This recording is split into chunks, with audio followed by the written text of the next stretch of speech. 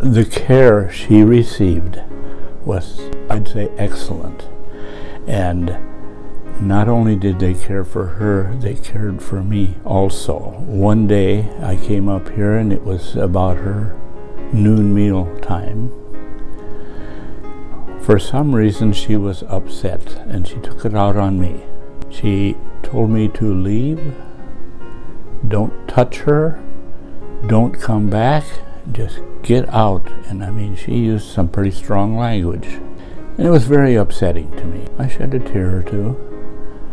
And then they brought her food, a plate and a glass of something to drink. She took the plate and threw it with all the food and everything on it. And then she took the glass and threw that. But then she again told me to leave, so I got up. I was shedding a tear or two.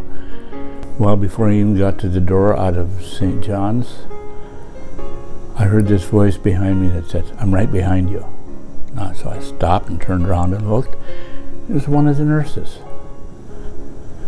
And she talked to me a while, and I talked and got it out, and I felt quite a bit better.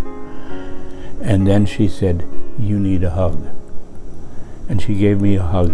And that, I thought, was a very good example of how they treated not only Wanda, but the family. And I believe that they did this to all the families.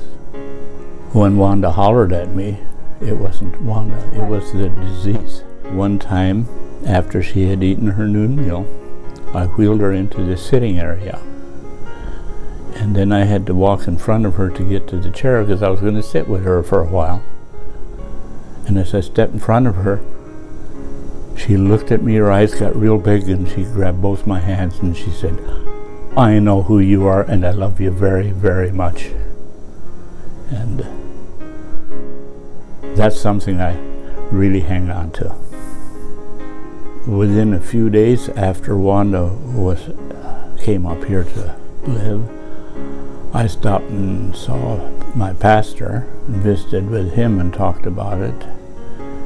And he made the comment that he could see the relief in my face because I did not have the 24-hour care for Wanda. And the reason I chose Perry Lutheran Home is because I had heard from other people that had people here how good it was.